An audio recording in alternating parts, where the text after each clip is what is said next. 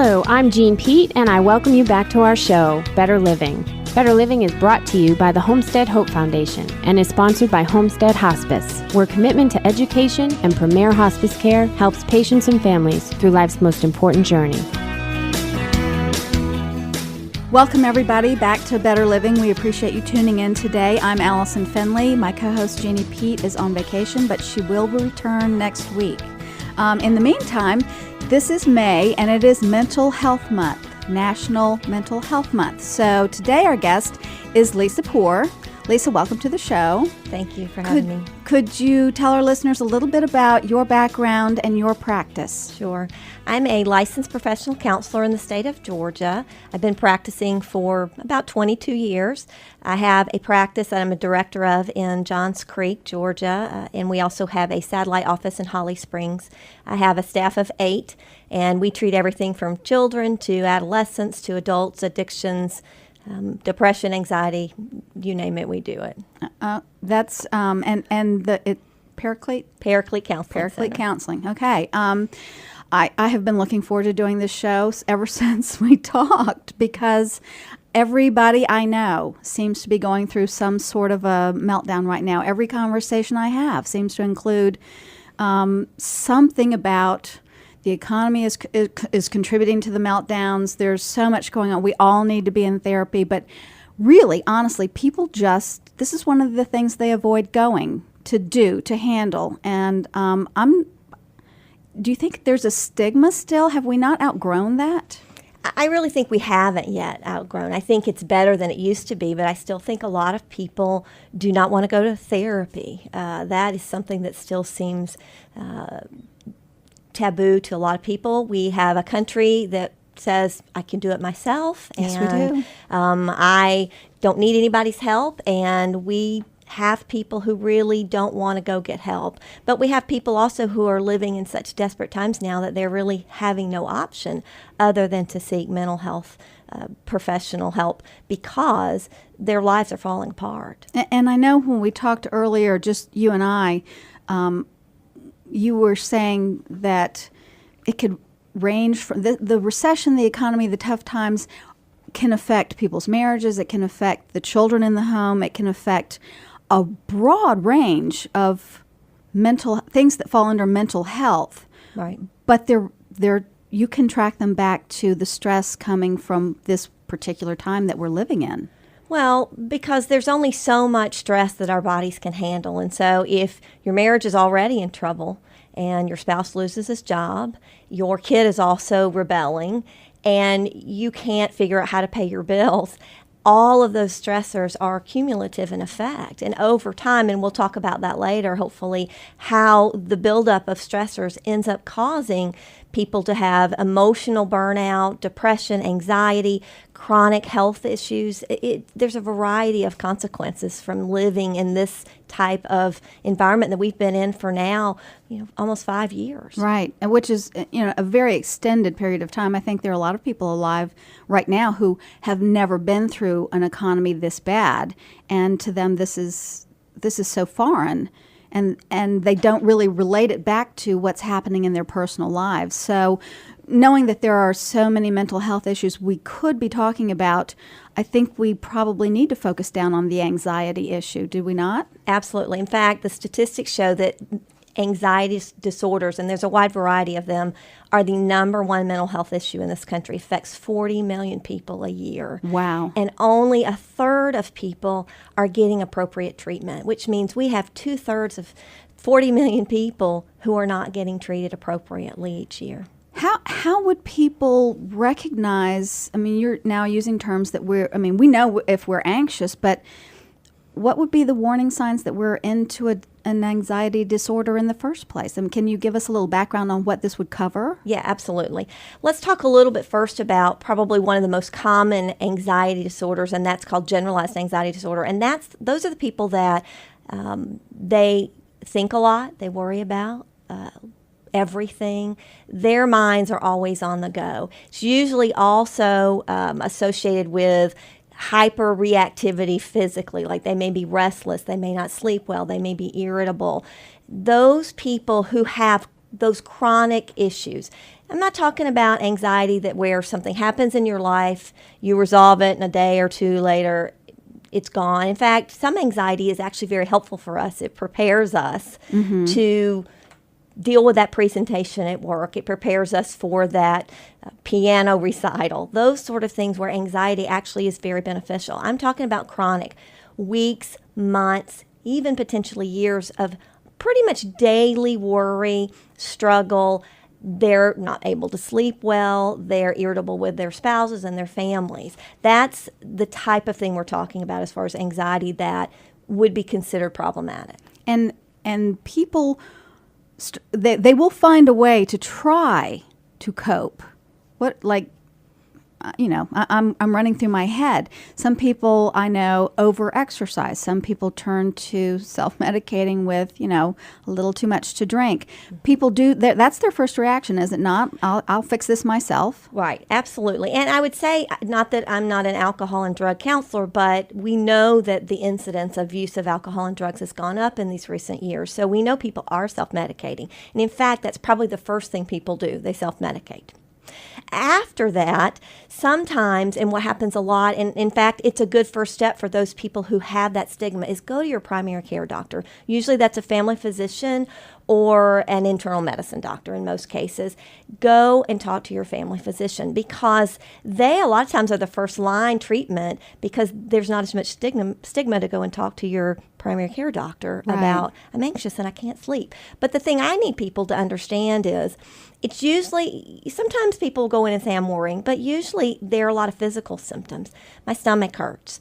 I'm not sleeping well. Doctor, I can't, I'm not able to sleep. I am yelling at my family all the time. Those are the sort of symptoms that people recognize and report more so than, oh, I'm really worried and I think I have an anxiety disorder. Most people don't walk in saying, I think I have an anxiety disorder. Right. And it would be a good idea to see your general physician first so that they could rule out any organic causes, any diseases. They can rule out everything that would be physical. Right. And let me talk a little bit about that just so people will know. Great. The types of medical causes of anxiety or cardiovascular problems can actually cause that, especially if you have skipped heartbeats. I've treated a number of people over the years who have skipped heartbeats, and those skipped heartbeats caused anxiety symptoms. Asthma, seizure disorders, diabetes, hypothyroidism, and inner ear problems all can mimic and cause symptoms of anxiety. Then you also want to look at, are you taking any medications that also might cause them? Things like stimulants, even thyroid supplements. A lot of women particularly are treating a thyroid problem.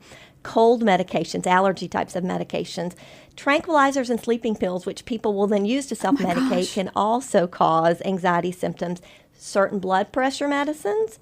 And then steroids, some people use steroids. And finally, believe it or not, some antidepressants can cause anxiety symptoms. If you've already been treated, those can actually, as a side effect, cause that as well. So there's a lot of medical things that need to be ruled out. Right. I was going to say, most of the things on that list I would think I would never have associated with anxiety at all. Right. Just that's a physical problem. So people do need to go first, rule out the physical. Absolutely. And then get the referral because we need to talk to somebody. Absolutely. And knowing that in this country, there is a shortage of psychiatrists, and psychiatrists are medical doctors, MDs, who have specialized in treating mental health issues.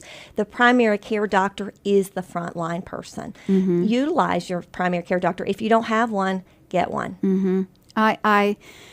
There have been several members of my family who have been through therapy, and actually I, many years ago, had a year of counseling myself because of there was a crime committed against me, and I got victims counseling. And I have to say, when I told my family I was going to be going, their first reaction was, well, what's wrong with your mind? Are you crazy? And I, said, no, I'm not. They told me to go. And it was the best thing I ever did for myself. It's better than going for a massage because what I learned in therapy then from my therapist was it has a name. If you put it on the table, look at it, point at it, give it a name, it starts to lose its power over you immediately. Absolutely. It's when people hide it that it gets stronger. So once you have cleared the fact that it's not a physical illness with your doctor, I think that would make it easier for people to to go find a therapist and start talking. So let's try and help people ease into this. Once they know that it's time to go see a therapist, how do they go about finding someone?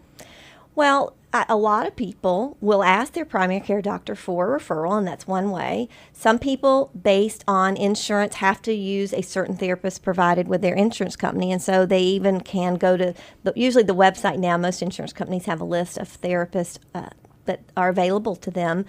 You go to that website for your insurance company and ask. The other way, which is the way I think most people do find one, is they actually ask for a referral from friends and family, neighbors, someone who's already gone to someone and they had success. Because there's nothing more powerful than having someone who goes to therapy and says, it changed my life. That makes somebody want to go to that person because there's hope that my life can be different. Right. Well, all right, let's get back now to the anxiety disorder issue, because I think this is probably a much bigger thing than we're aware of, and we need to get some information out to people. So, well, let's talk.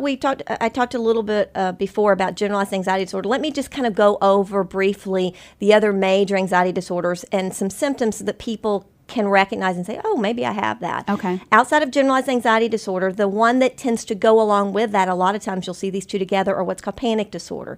That's panic attacks. Panic attacks come with or without what's called agoraphobia. And agoraphobia basically is just an avoidance of places where I feel like I'm going to be embarrassed or I might not be able to escape very well. So someone has agoraphobia, going to the grocery store may be difficult because they're afraid they're going to have a panic attack in the middle of the grocery store and I can't get out of the grocery store quick enough. So what do? I don't go to the grocery store and I start avoiding. And you'll see some of those TV shows where someone hasn't left their house in 3 years. That's an extreme form of agoraphobia. But panic attacks are very common.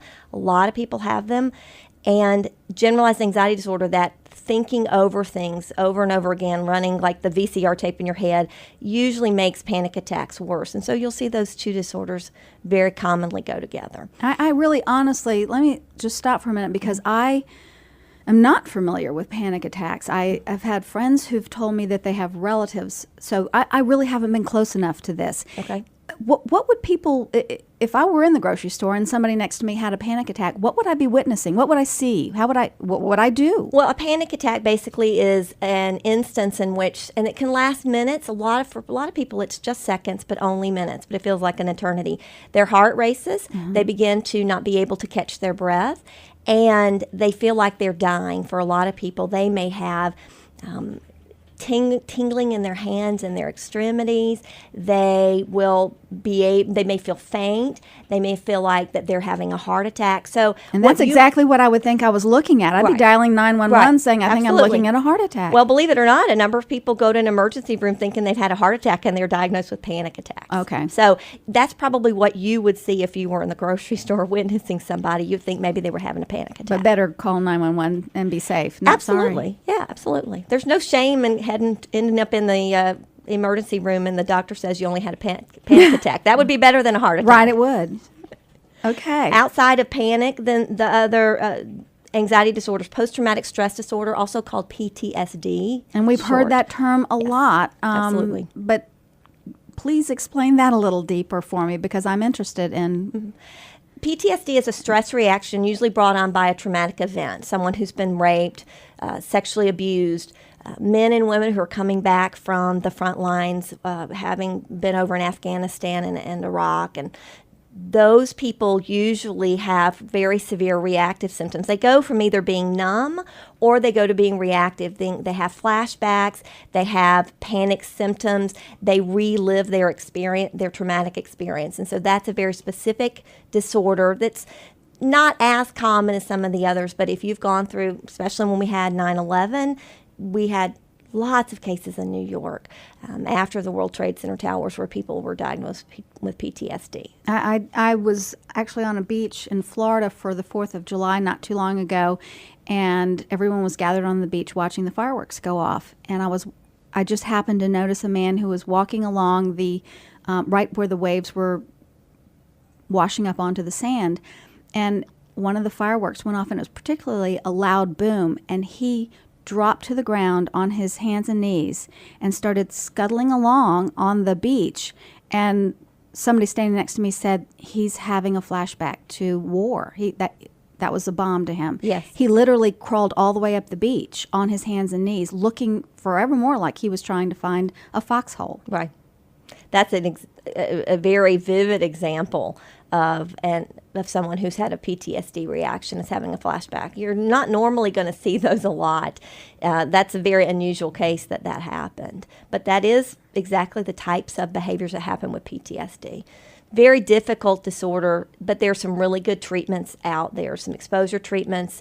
EMDR is a treatment that some people use that's had some great success as well.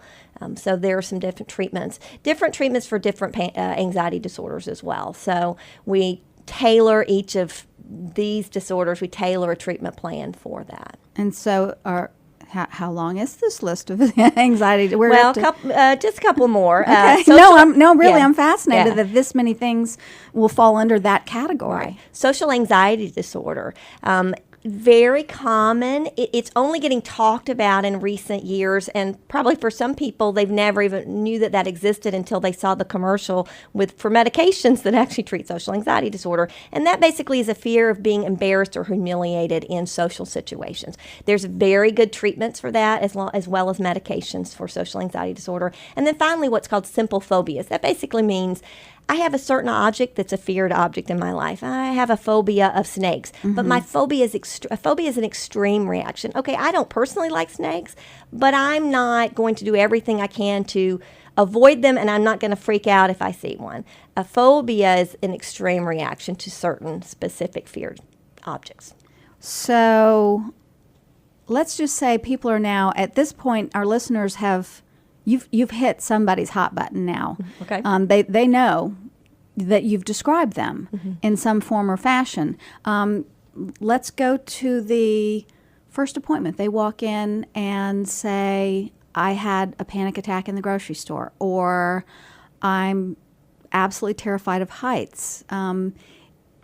Do they usually get much more out than that, or are you then on your own to try and draw the rest of it out of them? Depends on the person. Some people have a much greater difficulty communicating. Most people, though, by the time they get to the place that they're ready to go to therapy, they're ready to get help. And they're there to say and tell their story. And that's part of what, especially in that first session, that's part of what we're doing, is we're just giving you an opportunity to be heard and to tell your story. And for a lot of people, they don't have anyone to tell their story to. They're suffering in silence. And that's one of the most powerful things that can come from having a therapist or going to counseling, is this idea of there's somebody that's there just for me. And I do not have to hold everything in anymore. And that is the first step in getting better. One quick thing, just because I'm curious. We've talked about the fact that the last 5 years have been really tough years and have triggered a lot of anxiety in people. Is it always environmental? Are people ever genetically predisposed? Absolutely. In fact, we look at both causes. What we do know, statistically speaking, is that if you have a parent who already suffers from an anxiety disorder, there is the likelihood that one of their children potentially will, that there is a genetic component to anxiety. Children are treated for anxiety disorders. But we also know that you can have people based on, let's say in this economy, someone who is very stressed out, they're working long hours, they are even potentially doing 2 jobs right now because the company said, we're not hiring somebody to fill a position. Right. They are overloaded. They've never had anxiety before, but all of a sudden they walk in and they present with, I'm anxious, I'm stressed, I can't sleep, and I'm burned out. That's an example of where an external stressor is really causing that anxiety. So you have both. Now, someone who is predisposed genetically also can have stressors that exacerbate that. In other words, I'm already predisposed, but some stressful circumstance happens and it brings it on. So you can have both. I can't help but say this. The word stressor has become really popular in conversation now, and I have to take it back to television shows that concentrate on crimes and solving crimes. They always say the person who committed this crime had a stressor. So you're right. It can be something at work, but it could be possibly something else in their lives that becomes the stressor, the death of a member of the family, or... Well, stress is anything that triggers what we call the fight or flight response. And real briefly, what that means is that there's this fight or flight response that kicks in. It's called a general adaptation syndrome. The initial phase is where there's a stressor, some danger that's noted. That's where cortisol, adrenaline, and noradrenaline are released into the body. If the stressor goes away, then the body goes back to what's called homeostasis. Everything calms down, those hormones go away. If the stressor or the stress remains, whether that's work, finances, a health issue, my child, whatever it happens to be, then the body stays in a state of arousal, and that increases their blood sugar, their blood pressure, and over time, if that does not resolve, if stress management, relaxation, exercises, things don't change that, then the body finally goes to that final phase of exhaustion where we see damage to organs and nerve cells. We have mental, physical, and emotional burnout basically from that. And we know that general adaptation syndrome, those three phases, if we don't teach people how to handle it, then we're going to have people who have chronic illnesses, chronic issues, and that can lead to the depression, the anxiety, as well as all kinds of other cardiovascular disease, high blood pressure, those sort of things. Wow. So the stigma thing needs to go away. People need to know that it's okay to go and seek help, because this is not a temporary condition that's just, if we wait it out, it's going to, well, it might go away. The stressor might go away, yeah. Might. But once you realize that you're into a pattern, I guess the question is, at what point do people say, look, this is just not going away. I feel stressed all the time. Now it's time to go find professional help. Really, what should people be looking for? Well, I would say you look for if you're not sleeping, if you're having more chronic health conditions that show up, if you just generally feel unhappy and feel irritable and angry and just can't get out of it, that's probably a good sign to go get some help. So backing up one more time, give us the list of anxiety disorders that are included in that category. Okay, generalized anxiety disorder, panic disorder, post-traumatic stress, social phobia, and also social anxiety disorder. Those disorders, if you're having those chronically, we would encourage you to get some help. And they're all, correct me if I'm wrong, they're all treatable. And do they all sort of start from a stressor event, or both stressor events as well as some that are genetically predisposed? Right. Yes. All right. Both. Because I definitely... PTSD generally is not a genetic predisposed. Right. That's a stressor, but some of the others are genetically predisposed. Something has happened to you, and that's created the problem, Yes. versus I'm just predisposed to depression because it runs in my family. Right. All right. So I that's quite a list, and I think there are a lot of people listening who have now been able to kind of pick out their particular issue. Hopefully at this point they're thinking, I need to call somebody. It is now time to see somebody. So once again, let's cover where they can find you, where your practice is, and a phone number. Okay. We're at Paraclete Counseling Center. We're in Johns Creek, Georgia, and our phone number is 770-753-0350, or you can find us at paracletecounseling.com. And we are talking with Lisa Poore, and you have how many people in your practice? 8 therapists. 8 therapists. So everybody who is recognizing themselves, it's time to get on the phone. I want to thank everybody for listening and tuning in, and we will be right back after these messages.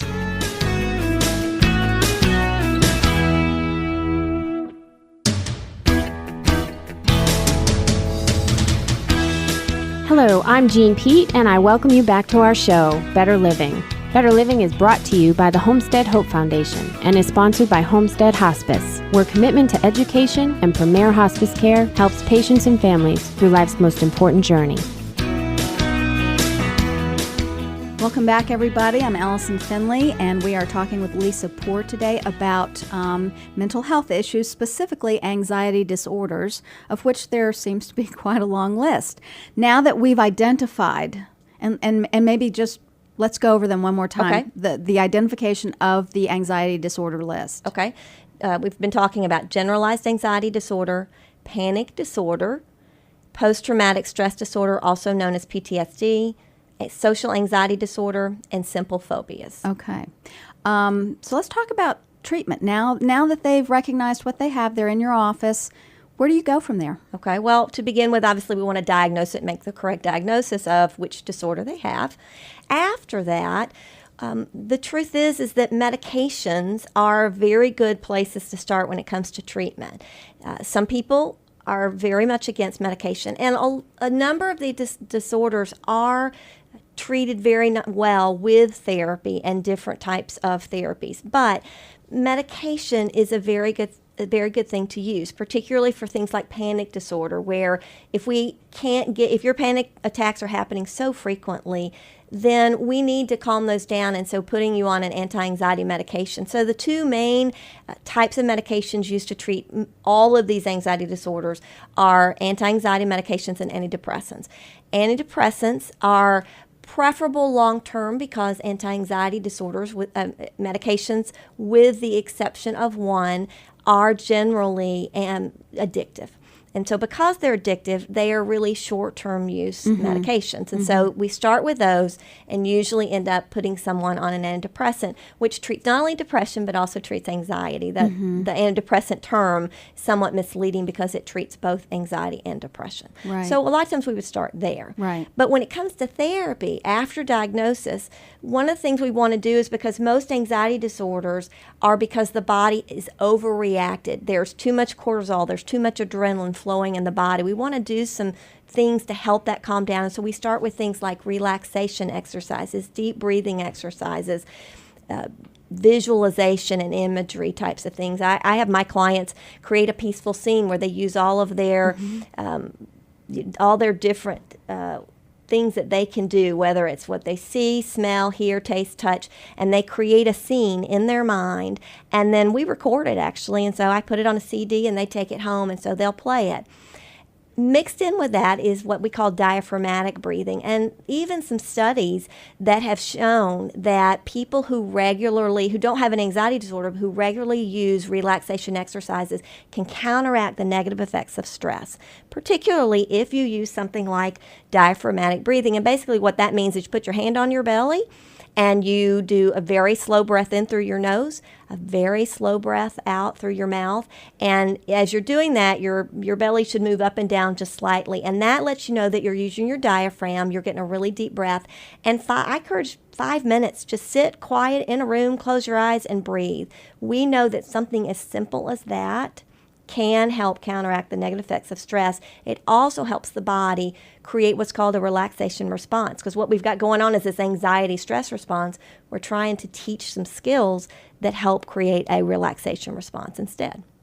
I learned biofeedback many, many years ago, and it definitely involved in the beginning being in a quiet room, curtains closed, no distractions, laying flat, being comfortable, and I did have the sounds of the ocean playing, and the process was think about the muscles in your feet, relax them. Think about the muscles in your calves, relax them. It was sort of a gradual work all the way up your body thing. Yes. And the funny thing was, after lots of practice, I realized that I did not have to be in a quiet room anymore. I could trigger that relaxation out in public. Absolutely. And that's the goal. I mean, we teach that. You're doing kind of a modified progressive muscle relaxation, what you learn with biofeedback. I teach those things to my clients, where practice kind of makes perfect in this instance, where after you do it and you learn it well, you can sit at your desk and take a 5-minute break and kind of induce that relaxation response, which is what you were doing, what you learned to do.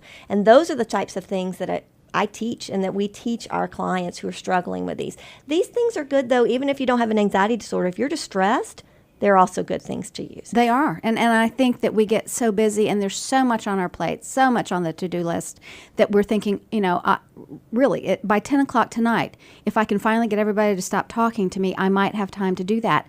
It's not good to wait until 10 o'clock at night to just say to everybody, I need 10 minutes. Right. Everybody just back off and give me 10 minutes because in 10 minutes I can bring myself completely back down to where people will say my facial muscles look different. My face looks more relaxed. So you can't keep putting this off. Right. No, you can't. Most people don't have the skills. It's not like we teach stress management techniques to people in any other setting. We don't learn them in school. Maybe sometimes businesses will bring someone in to teach people certain things, but most people don't know what to do and don't know how to handle that. So you would start usually with a medication if it's warranted and then work into... We would teach relaxation and breathing exercises, those deep muscle relaxation exercises. The other things we would do is we would look at things like making sure people decrease their use of caffeine. What are you drinking? Oh, no. Why does everybody want to take caffeine away from me? Because that makes people have panic attacks more. We would do that. We would make sure that they're not self-medicating with alcohol and drugs. I would teach stress management techniques specifically geared to that person because what works for one person doesn't work for another. Eating healthy meals. Not eating a lot of refined processed foods because those tend to create a lot of emotional ups and downs. Also, identifying and changing what we would call self-talk, that anxious, negative self-talk. And self-talk, that's what you tell yourself in your head. That's what you're talking about. And most people with anxiety disorders have negative self-talk. That they walk into a room, they have social anxiety disorder, and they walk into a room and say, I bet nobody's going to talk to me today. That's an example of a negative self-talk. So we go through a very extreme amount of time in therapy working on identifying that because it's a key. What we know is that if we can change what people tell themselves, it makes a huge difference in their treatment. I totally, completely am on board with that one because I hear so many of my friends saying on a repeated basis, I'm going to live another bad day today. I can't expect anything good to happen. It's almost a self-perpetuating prophecy kind of thing. If you talk yourself into it enough, you'll believe it. Yes. Absolutely. And then you make it happen. Right. I've never, in the 20-something years I've been a therapist, I've never seen anyone who did need some help in their self-talk. We all need that. We all need some work on that. All of us have some negative self-talk. Right. Some distorted thinking. We all have some of that. And I've noticed a preponderance lately of a lot of almost casually put together groups of people who regularly will have dinner together or just hang out together, and their sessions turn into almost a group therapy. Yes. Yes. So it's almost like we recognize that we need to be doing something, but we don't know what to do. That's true. That's true. Well, and hopefully today people will hear some things that will prompt them either to put some things into practice or go find someone to help teach you those skills. And you've given a list, a great list of things that you work with people on doing. How much of the therapy is actually simply just having them talk it out? Well, the studies show that's probably one of the most powerful things that therapy does for people is the ability to talk it out, to be heard, and to be listened to. That bond, that therapeutic relationship is really powerful. But when it comes to anxiety disorders, techniques and skills are really important as well. So it really is both. But we do know no matter what disorder, and even if it's not a disorder, what struggle you're dealing with, what skills you're trying to learn, whatever reasons, because you can go to therapy just to learn skills. And I need stress management skills and I don't have them. Marital therapy, parenting, whatever it is, what we know is the relationship and the ability to talk through things is vitally important. And sometimes talking to a complete stranger is easier than talking to your spouse. For some people, yes. In fact, in a lot of cases, I would think. Because your spouse can be the source of the stress, so talking to them is not going to help. That's correct. And putting it out there, like my therapist said, put it on the table, give it a name. And it starts to lose its power over you. And I would imagine that as people start to talk with you, they discover what the real issue is when maybe in the beginning they didn't know. Oh, yeah, because it's a process that people learn over time.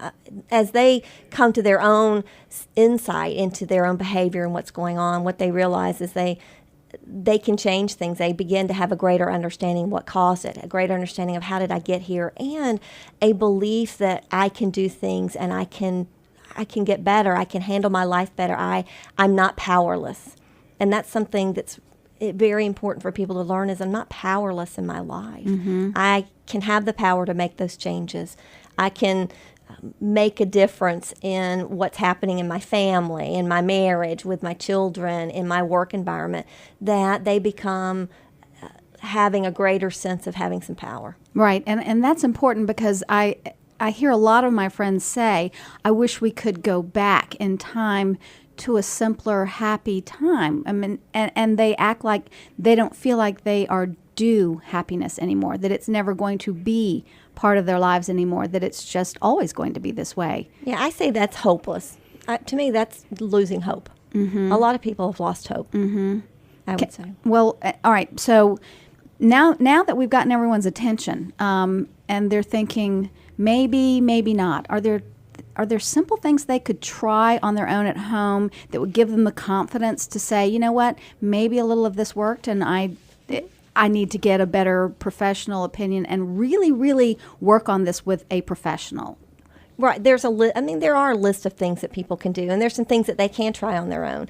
Things like eating well, as we talked about earlier, regular exercise, making sure that you are regularly doing some aerobic and some weight training. The recommendations are 150 minutes a week of moderate exercise plus 2 to 3 days of weight training. So exercise is a really important key for stress management and just life in general. What we know is that people who do regular exercise, generally that helps treat their stress, their depression, the sadness that they would have.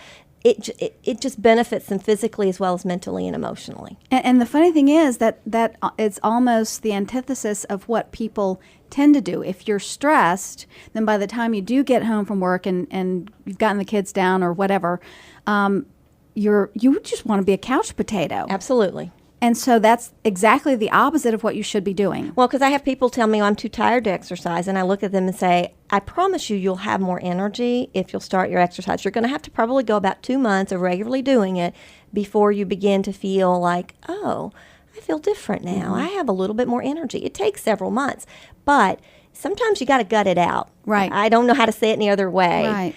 You've got to say, I'm getting up off the sofa. I'm not going to let myself even sit on the sofa. I'm coming home. I'm immediately changing my clothes. Or I'm not going to let myself go home. I'm going straight to the gym. Or I'm going to go change my clothes and go walk in my neighborhood. Whatever it takes. Start out slow. It doesn't even have to be 150 minutes. Start out, 10 minutes twice a week. Do something small. That may be where the group concept is working, because if you do come home, once you've cleared that doorway, if you're by yourself, it's so easy to talk yourself into not going out. But if you've got a partner or a group that will call and say, wait, we're waiting to go for our little run or our walk or whatever, then at least somebody's going to pull you there until you've hit that 2-month point and the endorphins are really flowing and your body is starting to crave them. Right. And then on your own, you're doing it. Exactly. So yeah, you use your support. Yes. Which of all the other things too. I mean, that's one of the things. Pursue your sources of emotional support. Your friends, your spouse, your family. Maybe it's a therapist. Maybe it's a support group. Maybe it's a church group. It could be any number of different groups, but you need to pursue your support people.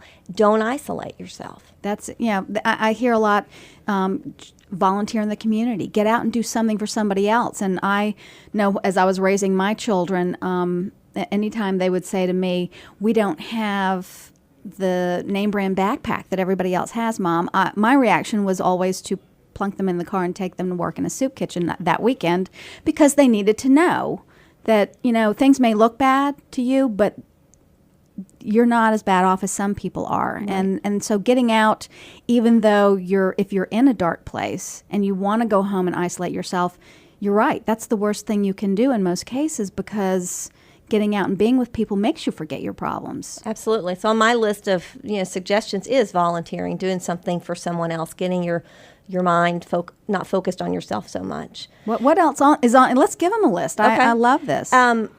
develop some decompression routines. And what I mean by that is a decompression routine is any ritual routine that helps you unwind after a stressful event or day. It could be reading, working at a relaxing hobby that you like, just sitting could be, playing with your kids, hanging out with your friends. It could be anything that you can do. It can also be those things we talked about earlier, a breathing exercise, a relaxation exercise that you've learned to do that regularly helps you. The other thing is maintain your sense of humor. Don't lose laughing. Put yourself in places where, you're around people who make you laugh. You watch something that makes you laugh. It's really important when you're struggling, anxious, stressed, depressed, to try to keep your sense of humor. Right. The other things that are really important for people to do is to kind of reevaluate your priorities where you are. Most people are too stressed because they're too involved in too many things, too many activities. So you might have to reduce the number of social, sports, work, church, or volunteer activities. You need to pare them down to what's most important. And part of that is figuring out who am I and what's important to me, putting your energy in what's important to you, and not just saying yes to everything. So learning to say no is the next step in that process. Be able to say no to people. Right. No to things that really aren't that important. Right. Use technology to make your life easier. Sometimes you're really stressed because you're trying to remember stuff. Use those smartphones. I mean, they can remind you to be places. They're just different things that technology can do for you. And I think that it's important without making technology take over your life. Right. It also can still help you if you'll utilize it.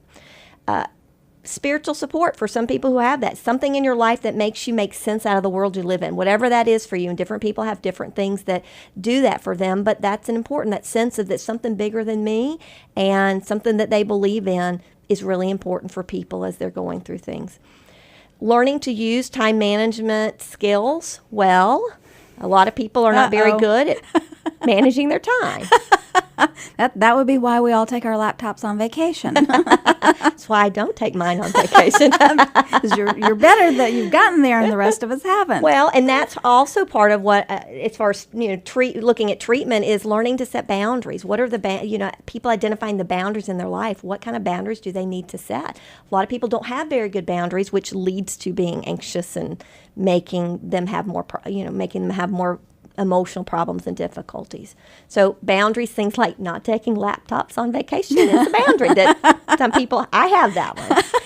The other things that are important, regular sleep routine. I can't stress this enough. Most people need 7 to 8 hours per night. A regular sleep schedule too. It's not that you go to bed at 11 one night and 7 the next, or I went to bed 3 and a regular sleep schedule means you generally go to bed at the same time and you generally wake up at the same time every day. We are not only sleep deprived, but we are irregular sleepers in this country. We are, yes.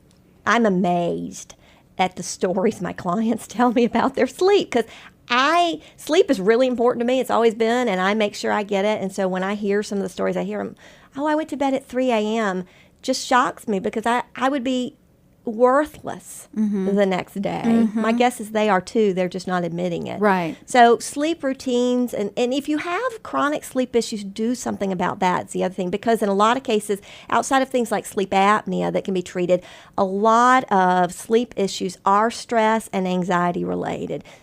One of the sleep centers I refer to, they do a whole assessment about anxiety because they have learned that people with anxiety, people with worry, people who are too stressed out, they have sleep issues. I know. I can't even count the number of people I know who say, I only sleep like 2 hours and then I'm awake again. And then sometimes I don't even go back to sleep. And it's because their brains are churning. Yes. I personally don't have that problem. My head hits the pillow and I'm gone for Me that too. whole 7 or 8 hours. Right, me too. A couple of other things, take a vacation, or if you can't afford it, a staycation. I think that's really important. Vacations are important, and take your vacations without your work. Right. I think is right. important. Without your work, people. Yes, without your work. Again, what we talked about from a treatment standpoint, working on your self-talk and identifying your negative self-talk is really perfectionistic thinking, should or must thinking, all of those. And I have a whole list that I go over with people in therapy. And then the other thing, take a 5-minute break during the day. You can close your door, Get rid of the interruptions. Close your eyes and do that slow, deep breathing for even 5 minutes during the daytime. Take a break and do that. Walk out the door, walk around the building for a minute or two. Absolutely. Absolutely.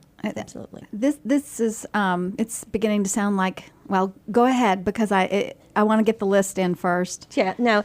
The last thing, just setting aside time for yourself. Oh my gosh. Most people don't give themselves permission to do that. You're right. You are so right. In fact, I think I saw a cartoon about that just recently. We really don't ever do that, do we? Right. No, we don't. And we feel guilty. It's like if things slow down. There's the commercial on for, I think, Swiffer, because the woman got her floors cleaned faster. She picks up the cup of coffee and says, "I'm actually going to sit down and drink this." Yes, I remember. And I seeing laughed at that and thought, really, truly, that's us. We eat lunch in our cars going to the next meeting, or we don't eat at all. I think McDonald's just came out with a commercial that says, "It's your lunch, take it," because people just work through lunch and don't even eat anymore. We're so driven to get it done. We are driven to get it done. We're not paying attention Right. at all to what our needs are. And so as you were going through this list, I was thinking to myself, really, this is almost like the mentality people have to have when they are going to have a garage sale. What can I let go of versus what do I need to keep? Yes, What's that's true. important to me and what isn't? What am I making important that really shouldn't hold this much importance? So No, I definitely would agree with you. That's right. very true. But to get through, and that is a long list of things that people need to examine, and they need to examine it really honestly. And sometimes I think that's the biggest barrier, isn't it? We're just not honest with ourselves. Yes, we're not honest, but we also won't give ourselves permission and time to do it, which is why I think therapy and going to counseling sometimes is really beneficial, because number one, you're paying somebody for their time but and their expertise, but you're also asking them for some accountability and some help. It just forces you to put yourself in the spotlight, to take a look at yourself and say, these are things I need to change. I've learned some things from this person. How am I going to put them into practice? Having gotten through this, and that is, unfortunately, I'm so busy talking, I should have been taking notes. And so for everybody else who's listening and thinking, I need that list again, is it possible that we could, is there a website that you can? Well, how about this? I will go back to my office and I will put it on our website that you can log on to. And let me spell it just to make sure people understand. Please do. Yes, please do. www.Paraclete Counseling, PARACLETECOUNSELING.com. And if you will go to that website, and if you'll click, I will put this, if you'll give me a few days, I will put this on I have a bio page on our website. If you'll look at my bio page, I'll have this list on my bio page that you can access. I think that would be amazing if you would do that, because you were halfway through it and I realized I should be writing these things down, because there's so much there that I think slips away from us. And if we have the list, then we can use it as a checkoff list. Have I done this? Have I done that? Exactly. You can refer back to it. Mm-hmm. And once you've gotten your list and you realize that you still need some professional guidance, let's one more time give them your phone number and location so they can find you. Okay. We're at Paraclete Counseling Center. Our phone number is 770-753-0350. We have our main office in Johns Creek, Georgia, and a satellite office in Holly Springs. And you have multiple partners? We have 8 therapists, and we can pair you up with someone that would match your needs. We have all kinds of specialties, male, female, so we can match someone based on what their preferences and needs are. Great, thank you. We have been talking with Lisa Poore. I hope everybody's gotten a lot of great information, and this will lead to great mental health. Thank you all for joining us, and we will be back in a week.